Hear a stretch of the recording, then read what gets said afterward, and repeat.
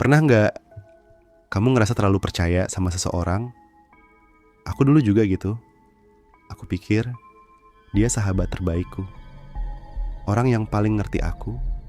Sampai suatu malam, aku sadar dari awal dia nggak pernah mau jadi temanku. Dia cuma butuh tumbal. Semua bermula waktu dia ngajak aku ke sebuah tempat di pinggir desa. Katanya buat ritual pembersihan diri. Tapi begitu aku lihat apa yang mereka lakuin di sana, darahku langsung dingin. Mereka udah siapin sesajen, dan di tengah lingkaran itu ada sesuatu yang bikin aku sadar aku yang bakal dikorbanin malam itu. Kalau aja malam itu aku gak kabur, mungkin sekarang aku udah gak bisa cerita lagi.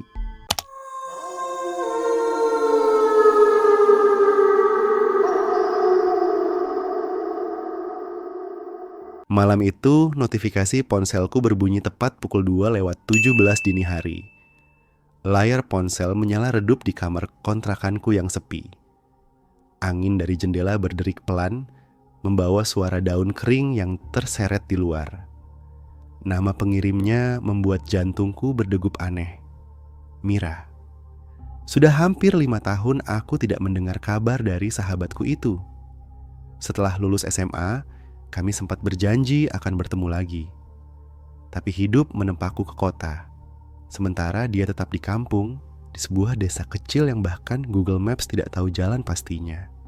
Pesannya pendek, tapi menggantung aneh. Sar, bisa datang ke desaku besok? Aku pengen ketemu untuk terakhir kali. Aku menatap tulisan itu lama. Kalimat terakhir itu menakutkan. Aku mencoba membalas.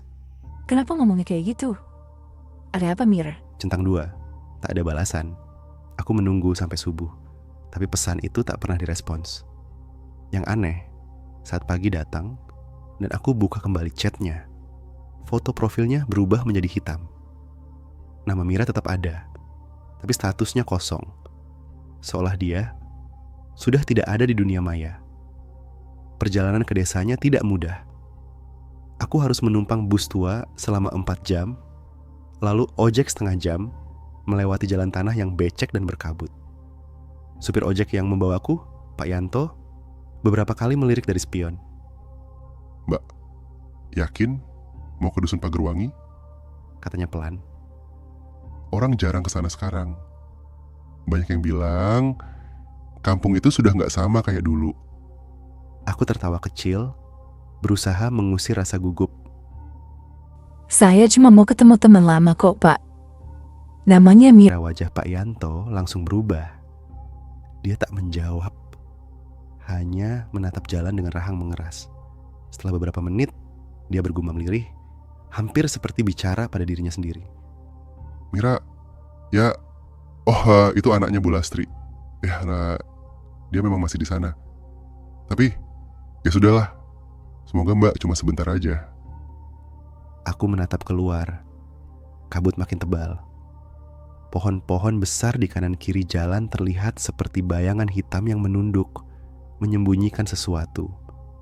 Jalan mulai menurun, menuju lembah kecil dengan rumah-rumah kayu berjajar jarang-jarang. Desa Pagerwangi, tempat yang sepi, terlalu sepi. Rumah Mira berada di pinggir hutan kecil. Rumah joglo tua, catnya sudah terkelupas, dan pagar kayu di depannya tertutup oleh tanaman liar. Ketika aku mengetuk pintu, butuh waktu hampir semenit sebelum ada suara langkah pelan dari dalam. Pintu terbuka. Mira muncul, tapi bukan seperti Mira yang aku kenal dulu. Kulitnya pucat, matanya cekung, dan rambut panjangnya kusut seperti jarang disisir. Namun, senyum di wajahnya masih sama. Senyum yang dulu hangat, tapi sekarang terasa kosong. Zari, kamu datang juga. Katanya dengan suara serak. Aku pikir kamu lupa sama aku. Aku berusaha tersenyum balik, meski ada sesuatu yang berat di dada. Gila, 5 tahun gak ketemu, Mir. Aku kira kamu udah pindah. Aku gak pernah pindah, Sar. Aku cuma nggak bisa pergi dari sini. Kalimatnya terakhir itu ia ucapkan sambil menatap ke arah hutan di belakang rumahnya. Seketika, aku merasa bulu kuduku meremang. Malamnya, kami makan bersama di ruang tengah. Hanya ada cahaya lampu minyak di meja, membuat bayangan wajah kami menari di dinding kayu. Mira banyak diam. Sesekali dia menatap jendela, lalu menghela napas panjang. Kamu kenapa ngajak aku datang, Mir? Tanyaku akhirnya. Aku cuma pengen kamu di sini. Sekali ini aja. Buat apa? Dia tersenyum lemah. Nanti kamu bakal tahu. Dari luar, terdengar suara anjing menggonggong panjang, disusul bau menyan samar. Aku menoleh ke jendela, ada cahaya merah berputar jauh di antara pepohonan. Itu apa, Mir? Jangan lihat lama-lama. Katanya cepat. Di sini, kalau ada yang nyala merah, artinya mereka lagi lewat. Aku menelan ludah. Mereka? Mira tidak menjawab. Dia hanya menunduk, mengelus gelang hitam di pergelangan tangannya. Gelang yang terbuat dari tali anyaman dan tulang kecil. Malam itu aku tidur di kamar tamu, tapi sulit sekali memejamkan mata. Dari bawah rumah, aku mendengar suara tangisan pelan, seperti suara anak kecil yang menahan sakit. Lalu, langkah kaki yang berjalan perlahan ke arah kamarku. Langkah itu berhenti tepat di depan pintu. Aku menahan napas. Bayangan seseorang terlihat dari celah bawah pintu. Tapi yang membuatku benar-benar takut, bayangan itu tidak bergerak seperti manusia. Kakinya melayang beberapa sentimeter dari lantai. Lalu suara itu berbisik, Sar, jangan pulang besok. Kamu belum waktunya pergi. Aku langsung bangun, menyalakan lampu, dan berlari ke kamar Mira. Tapi kamar itu kosong. Tempat tidurnya masih rapi, lampu padam, dan jendela terbuka lebar, menghadap ke arah hutan yang berkabut tebal. Di luar, samar-samar, aku melihat sosok Mira berdiri di antara pepohonan, memegang kendi besar, dan menunduk pada sesuatu yang berlutut di hadapannya. Sesuatu yang tidak sepenuhnya manusia. Pagi datang dengan lambat, kabut belum juga pergi, seolah enggan meninggalkan lembah ini. Dari jendela kamarku, hanya samar-samar terlihat batang pohon dan atap rumah tetangga yang seperti mengambang di udara putih. Udara lembab menusuk sampai ke tulang. Aku tidak tidur semalaman. Kepalaku masih penuh dengan bayangan dari malam tadi. Langkah kaki tanpa suara, bisikan di depan pintu, dan sosok Mira yang kulihat di antara pepohonan. Tapi ketika aku keluar dari kamar, Mira sudah ada di dapur.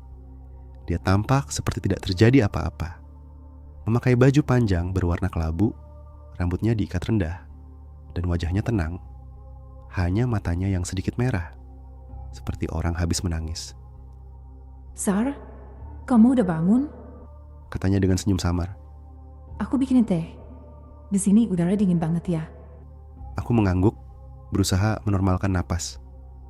Aku semalam lihat kamu keluar ke belakang rumah. Mira berhenti mengaduk teh. Sendoknya bergetar pelan di dalam gelas. Lalu dia menatapku, tatapan datar, tapi tajam seperti pisau. Oh, kamu lihat?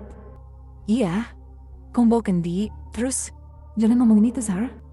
Tapi Mir, aku dengar suara orang nangis di bawah rumah. Aku bilang jangan. Nada suaranya rendah, tapi cukup membuat bulu kudukku meremang. Lalu dia menarik napas panjang, kembali tersenyum. Di sini kadang ada suara-suara aneh. Anggap aja itu angin. Jangan ditanya, jangan dicari. Aku diam. Entah kenapa, aku merasa lebih baik tidak memaksa. Tapi dalam hati, rasa penasaran justru makin tumbuh. Siang itu, aku berjalan sendirian di sekitar desa. Rumah-rumah di Pagerwangi jarang sekali berpenghuni. Banyak pintu tertutup, jendela digembok dari dalam, dan beberapa rumah tampak seperti sudah lama ditinggalkan. Setiap orang yang kutemui di jalan hanya melirik sekilas lalu menunduk, seolah tak ingin bicara. Ketika aku mencoba menegur seorang ibu tua yang sedang menjemur padi, dia hanya menjawab singkat. Kamu tamunya Mira ya? Hati-hati nak. Di sini, yang terlihat belum tentu yang hidup. Aku berhenti melangkah. Maksudnya, Bu? Ibu itu menatapku dengan mata sayu lalu menunduk. Udah, jangan tanya. Pokoknya kalau malam, jangan keluar rumah. Dia masuk ke dalam dengan cepat, meninggalkan padi yang belum kering. Sore harinya, kabut turun lebih cepat dari biasanya. Suara jangkrik muncul lebih awal dan bau menyan samar kembali tercium dari arah belakang rumah. Mira duduk di beranda, memegang selembar foto tua. Aku duduk di sampingnya. Itu foto siapa? Tanyaku pelan. Aku dan keluargaku. Jawabnya lirih. Diambil sebelum semuanya berubah. Berubah gimana? Dia menatap jauh ke arah lembah di belakang rumah. Waktu itu, ekonomi keluarga kami jatuh. Ayahku, dia cari jalan pintas. Dapat bantuan dari orang-orang yang katanya bisa ngasih rezeki tanpa batas. Pesugihan? Tanyaku ragu. Mira tidak menjawab.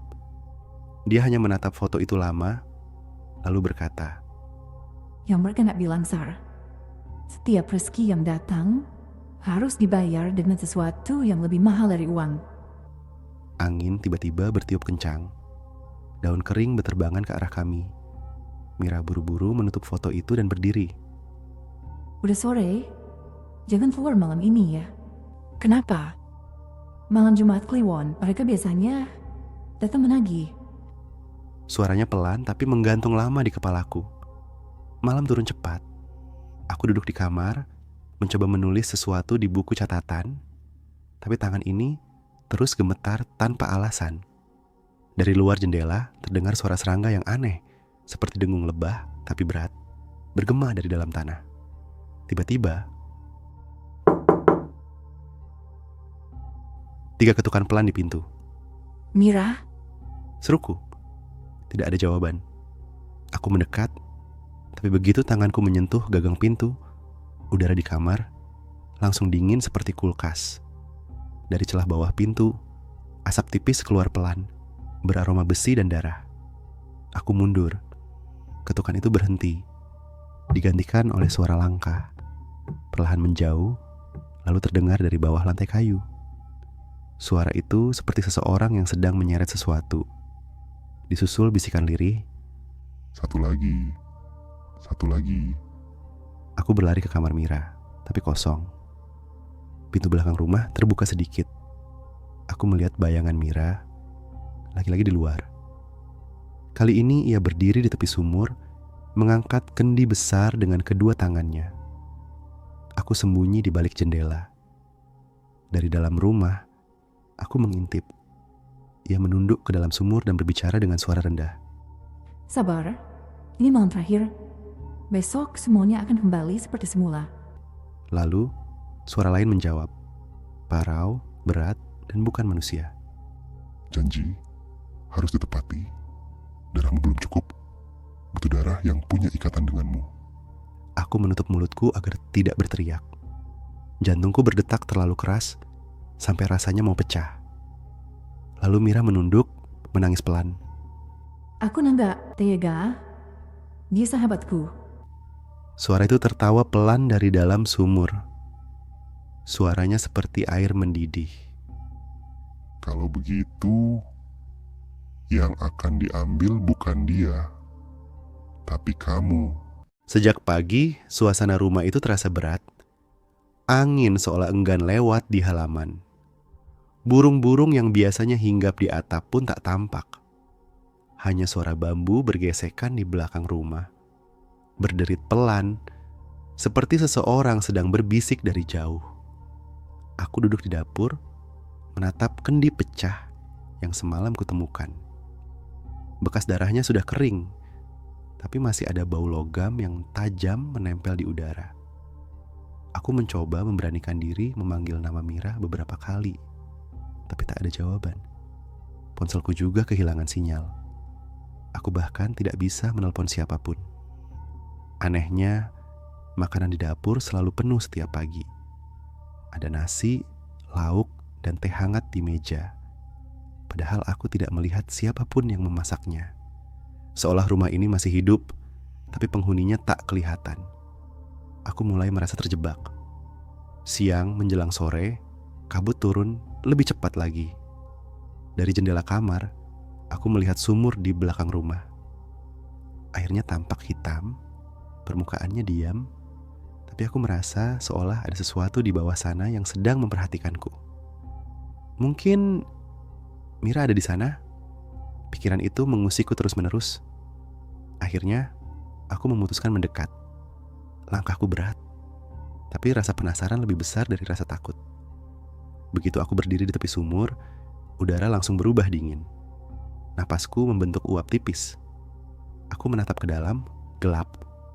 Hanya pantulan samar wajahku sendiri.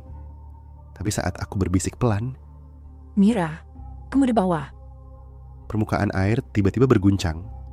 Dari dalam sumur terdengar suara lembut, persis seperti suara Mira, tapi agak bergema. Sari, kamu datang. Aku mundur satu langkah.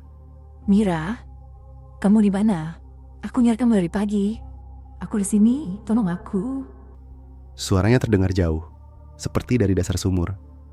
Aku mencoba mencondongkan tubuh untuk melihat lebih dalam, tapi airnya mulai berputar perlahan, membentuk pusaran kecil. Aku nggak bisa keluar. Lanjut suara itu. Mereka marah karena aku nolak. Aku menelan ludah. Kamu nolak apa, Mira? Sunyi. Lalu suara lain menjawab, bukan suara Mira. Berat, dalam, dan seperti berasal dari dada bumi. Dia menolak, menggantikan posisinya dengan darahmu. Aku langsung mundur, tapi kaki kananku terpeleset di tanah basah. Hampir saja aku jatuh ke dalam sumur kalau tidak segera berpegangan pada batu pinggirannya. Dari dalam, suara itu tertawa. Pelan, tapi menggema panjang. Seperti banyak mulut tertawa bersamaan. Aku menjerit dan berlari ke rumah. Di dalam, udara sudah berubah. Lampu minyak di meja bergoyang sendiri, meski tak ada angin. Bayangan di dinding tampak bergerak tidak sesuai dengan gerakanku. Dan di sudut ruang tengah, Mira berdiri. Aku hampir menangis lega melihatnya. Tapi sesuatu di wajahnya membuat langkahku terhenti. Wajahnya pucat pasi, bibirnya biru, dan matanya hitam seluruhnya tanpa bagian putih. Sarah, kamu ngapain di sumur? Katanya dengan suara datar. Aku tergagap. Aku nyari kamu, Mir. Aku dengar suara kamu dari sana. Dia menunduk. Jangan dengerin suara itu bukan aku. Tapi suaranya persis kayak kamu. Mereka bisa meniru apapun, Sarah. Suara, wajah, bahkan kenangan. Asal kamu sempat berpikir tentang seseorang, mereka bisa memakainya buat manggil kamu. Aku terpaku. Mereka siapa? Mira menatap ke arah pintu belakang, ke arah sumur. Yang dulu bantu keluargaku keluar dari kemiskinan. Tapi sekarang, mereka minta ganti. Aku nggak mau lagi. Aku mau berhenti. Tapi mereka nggak akan biarkan aku berhenti tanpa gantinya. Gantinya? Maksud kamu siapa? Ia menatapku lama. Senyumnya perlahan muncul, tapi kali ini penuh kesedihan. Aku nggak mau kamu ikut, Sarah. Tapi darahmu udah mereka tandai. Sejak kamu injak rumah ini, kamu udah jadi bagian dari perjanjian. Aku mundur beberapa langkah. Mira, kamu bercanda, Han? Andai aku bisa. Jawabnya pelan. Tapi malam ini, mereka bakal datang lagi. Kalau aku nggak kasih tumbal, aku yang diambil. Dan kalau aku pergi, mereka bakal ambil kamu. Malam itu, hujan turun deras. Aku mencoba kabur. Tapi setiap kali keluar dari pintu depan, aku kembali masuk dari belakang. Seolah rumah ini menelanku ke dalam perutnya sendiri. Jam 12, lewat 15, semua lampu padam. Gelap total. Hanya suara hujan dan gelegar petir yang sesekali menerangi ruangan. Aku meraba-raba mencari lilin, tapi tiba-tiba terdengar suara langkah di ruang tengah. Pelan. Seret. Aku memanggil, "Mira!" Tapi tak ada jawaban. Lalu suara itu berhenti tepat di depan pintu kamarku. Aku melihat bayangan 2 kaki dari bawah celah pintu. Tapi bayangan itu tidak diam. Kakinya berputar pelan, seperti orang yang berdiri, tapi wajahnya berputar menghadap ke arah pintu. Bisikan muncul lagi. Kali ini lebih jelas, lebih dekat. Sari, waktumu hampir habis. Pilihannya cuma 2. Kamu atau dia. Aku menjerit, membuka pintu, tapi tak ada siapapun di luar. Hanya genangan air dari atap yang bocor dan bau besi yang makin pekat. Aku kembali ke kamar, gemetar. Di atas meja ada sesuatu yang tidak ada sebelumnya. Sebuah gelang hitam dari anyaman tali dan potongan tulang kecil. Sama persis seperti yang dipakai Mira di tangannya. Dan di bawah gelang itu, selembar kertas basah dengan tulisan merah. Besok malam, 1 jiwa harus dibayar. Hujan turun sepanjang malam. Setiap tetesnya terasa seperti mengetuk-ngetuk atap rumah dengan irama aneh, ritmis, seperti suara seseorang yang sedang menghitung pelan. 1, 2, 3. Aku tidak tidur sama sekali. Gelang hitam yang kutemukan semalam kini tersimpan di meja.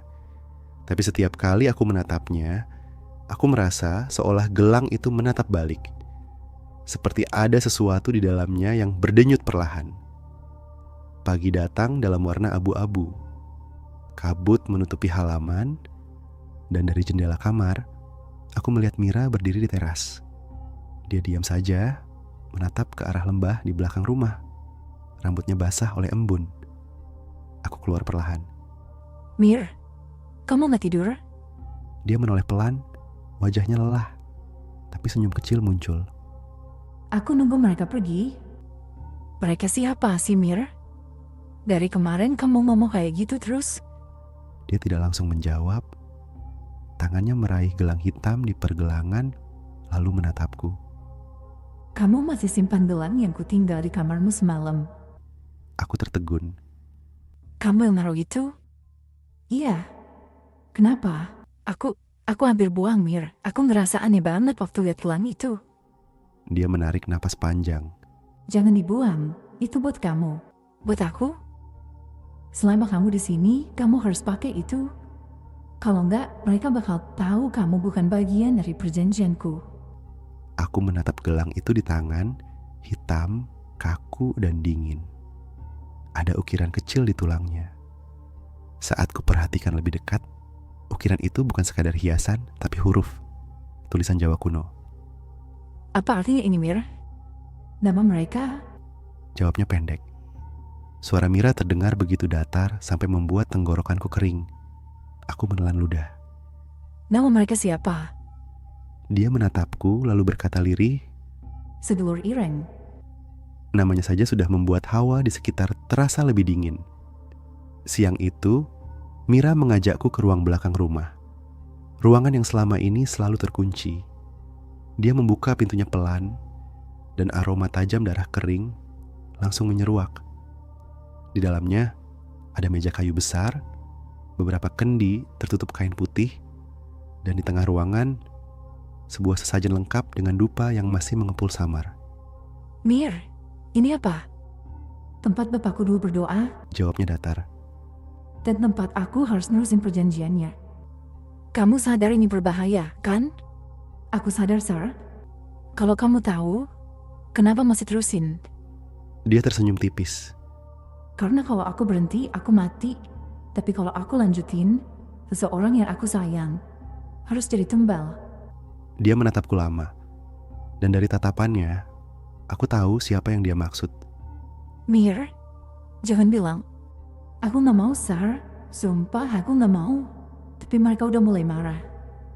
Semalam, mereka nyeret aku ke sumur.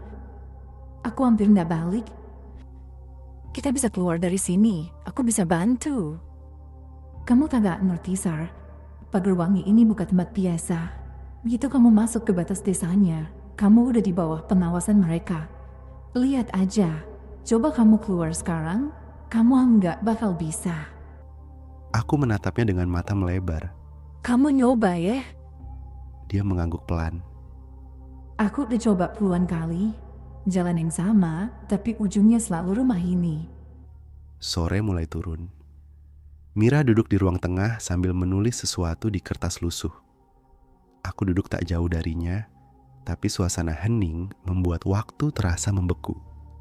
Sesekali, Mira menatap ke arah jendela, seolah ada sesuatu di luar sana yang sedang menunggu. Sar, Katanya pelan tanpa menoleh. malam ini aku butuh kamu nemenin aku ke tempat selamatan keluarga. Selamatan? Iya. Sekalian aku mau minta maaf sama mereka. Mereka siapa, Mir? Keluarga kamu udah gak ada kan? Dia tersenyum hambar. Yang di bawah rumah ini masih ada. Aku membeku. Maksud kamu? Mayat? Udah semuanya mayat. Aku langsung menelan ludah. Mir, aku gak enak. Aku gak mau ikut. Dia menatapku. Pandangannya tajam, tapi di balik itu ada sesuatu, rasa takut, juga keputusasaan. Kalau kamu gak ikut, mereka bakal ngira kamu menolak. Dan kalau mereka marah, aku gak bakal sejagain kamu. Aku tahu dari nada suaranya, ini bukan ancaman. Ini peringatan. Dan entah kenapa, aku percaya padanya. Malam pun tiba. Kami berjalan keluar lewat pintu belakang, membawa satu kendi dan 2 lilin hitam. Langit gelap total tanpa bintang. Kabut menutup seluruh halaman, dan hanya cahaya kecil dari lilin yang menembusnya. Kami berjalan ke arah lembah kecil di belakang rumah. Suara jangkrik tiba-tiba hilang, bahkan angin pun berhenti. Ketika kami tiba di sana, aku melihat lingkaran batu dengan simbol aneh di tengahnya, seperti tulisan kuno yang diukir langsung ke tanah. Mira duduk bersila di depan lingkaran itu dan menyalakan dupa. Mir, ini beneran selamatan? Benar. Katanya lirih. Tapi bukan buat manusia. Dia mulai berbisik dalam bahasa yang tak ku mengerti. Setiap kata yang keluar dari mulutnya membuat udara makin dingin. Api lilin bergoyang, lalu menyala lebih tinggi dari biasanya. Nyalanya biru keunguan. Dari balik kabut suara-suara muncul, tertawa, menangis, berbisik dalam banyak nada. Mira terus melantunkan mantra, tapi tiba-tiba suara di antara kabut memotongnya. Janji belum dibayar? Suara itu dalam dan berat, seperti berasal dari bawah tanah. Mira gemetar, tapi tetap menunduk. Aku minta waktu lagi. Tidak ada waktu. Tanah di bawah kami bergetar. Aku berteriak, tapi Mira menahan tanganku. Diam, jangan lari. Kenapa? Apa yang kamu lakukan, Mir? Dia menangis, tapi tetap bertahan dalam posisinya. Kalau aku kabur, mereka bakal ngambil kamu sekarang juga. Kabut di depan kami terbelah, menampakkan sosok tinggi, tubuh hitam tanpa wajah, hanya memiliki 2 mata merah seperti bara. Suara beratnya bergema di udara. Malam besok, darah harus dibayar. Kalau tidak, 2 jiwa akan kami ambil. Lalu sosok itu menghilang ke dalam kabut bersama suara tawa kecil yang memantul di seluruh lembah. Mira jatuh tersungkur, menangis keras. Aku hanya bisa berdiri, gemetar, menatapnya tak tahu harus melakukan apa. Dan untuk pertama kalinya, aku sadar. Aku sudah bukan sekadar tamu di rumah ini.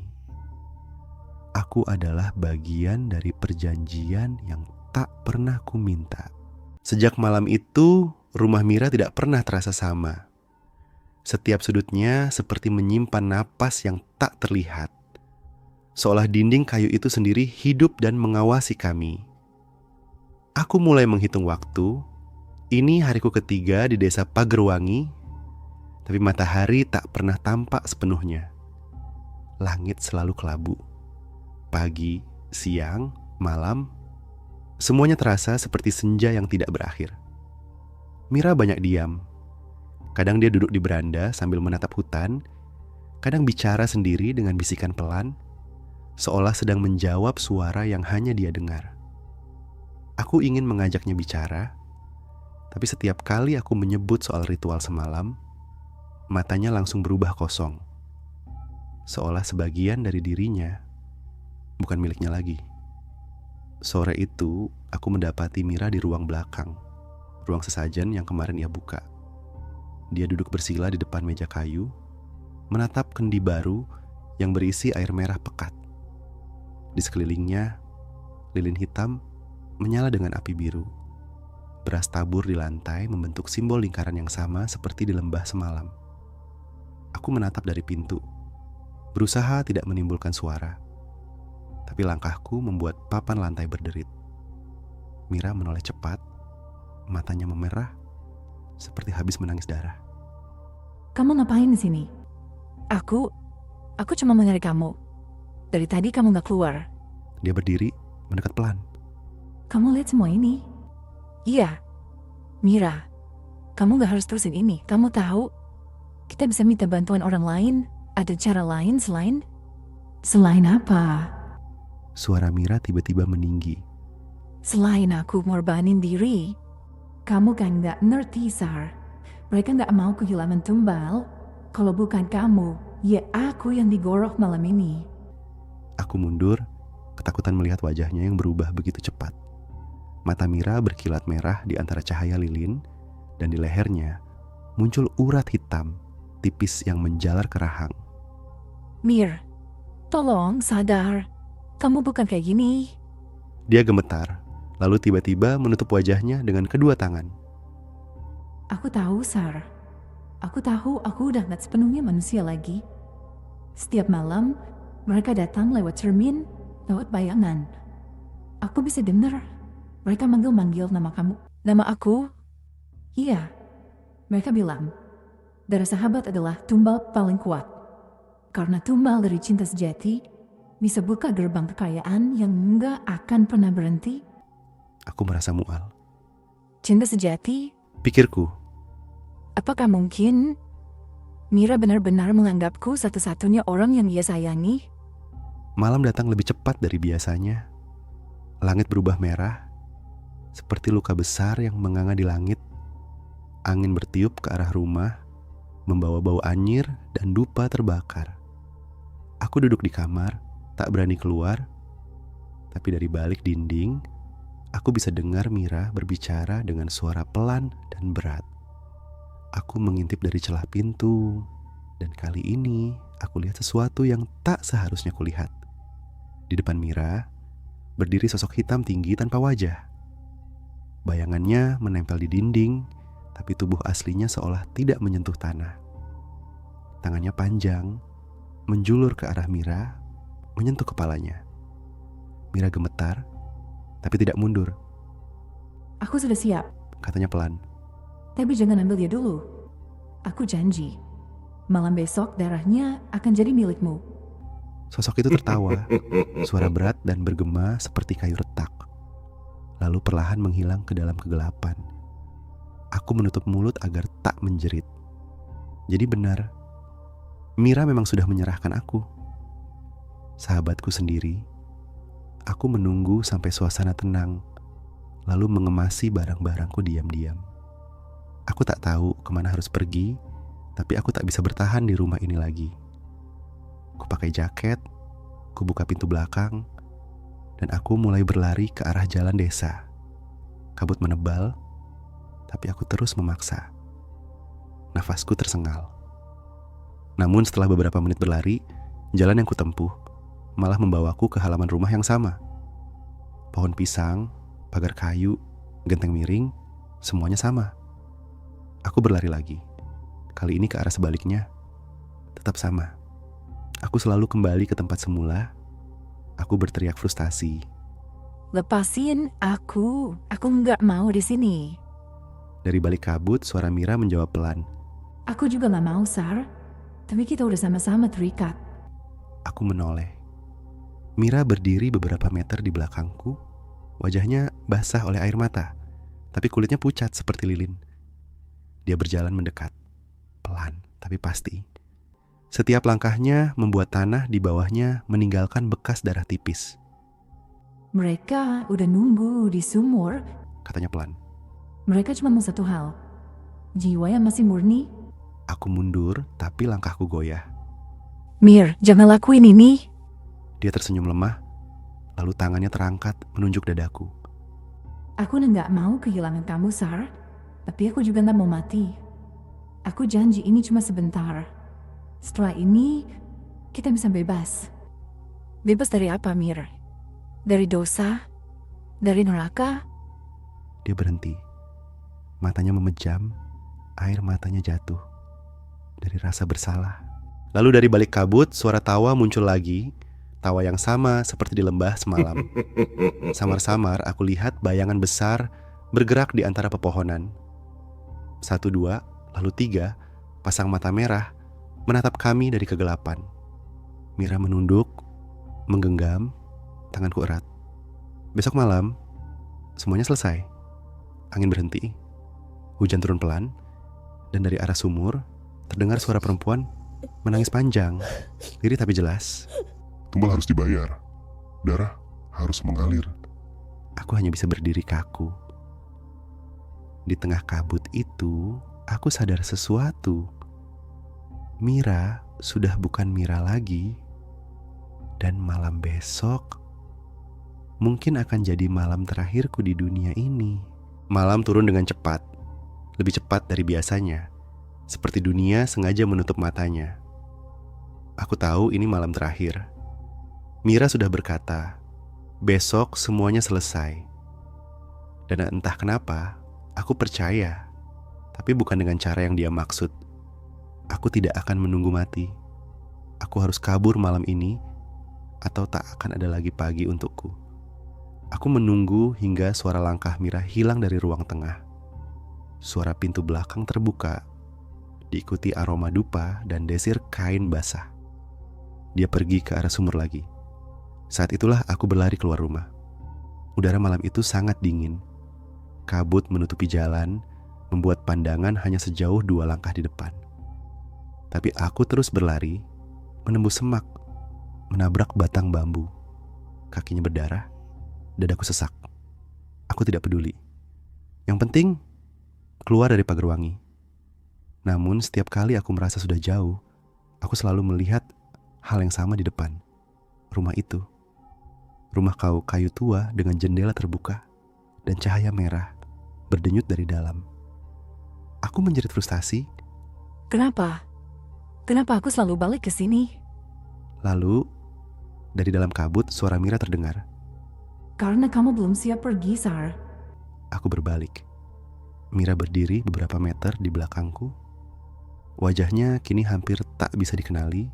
Kulitnya pucat kebiruan, urat hitam menjalar dari leher ke pipi, dan matanya benar-benar hitam seperti arang. Tangannya memegang kendi besar, meneteskan darah. Kamu gak ngerti? Kalau kamu pergi, mereka bakal ngambil aku. Katanya. Aku cuma butuh 1 tetes darah kamu. Cuma 1. Habis itu, semuanya selesai. Aku mundur. Gak ada yang selesai, Mir. Kamu pikir mereka bakal berhenti setelah itu? Aku janji, aku cuma mau bebas. Tiba-tiba tanah di bawah kami bergetar pelan. Dari arah sumur terdengar tawa lirih, lalu gema suara berat yang familiar. Janji harus ditepati. Angin berhembus kencang. Lilin-lilin di rumah padam bersamaan dan kabut berubah merah. Dari tanah di sekeliling kami, tangan-tangan hitam muncul perlahan, merayap ke arah Mira dan aku. Aku menjerit dan berlari ke arah hutan. Aku tak tahu berapa lama berlari. Hutan seolah tak berujung. Pohon-pohon saling menjauh, tapi tak pernah habis. Dan setiap langkah terasa seperti mengulang jejak yang sama. Namun di tengah gelap, aku melihat cahaya kecil, seperti lentera di kejauhan. Aku mengejarnya. Semakin dekat, aku melihat seseorang berdiri di sana. Seorang pria muda, mengenakan jaket lusuh, membawa tongkat kayu di tangan kanan, dan selembar kain putih yang menutupi sebagian wajahnya. Tatapannya tajam tapi tenang. Berhenti, katanya pelan. Kalau kamu maju lagi, mereka akan ikut. Aku berhenti di tempat, Siapa kamu? Namaku Arga, jawabnya. kamu Sari kan? Yang dipanggil ke Pagerwangi. Aku mengangguk bingung. Kamu tahu aku? Aku udah nyari kamu 2 hari. Aura kamu udah kebungkus tali darah. Kalau telat sedikit, kamu bakal ikut tenggelam sama mereka. Kamu maksud siapa? Sebelum sempat aku selesai bicara, dari belakangku terdengar suara langkah berat.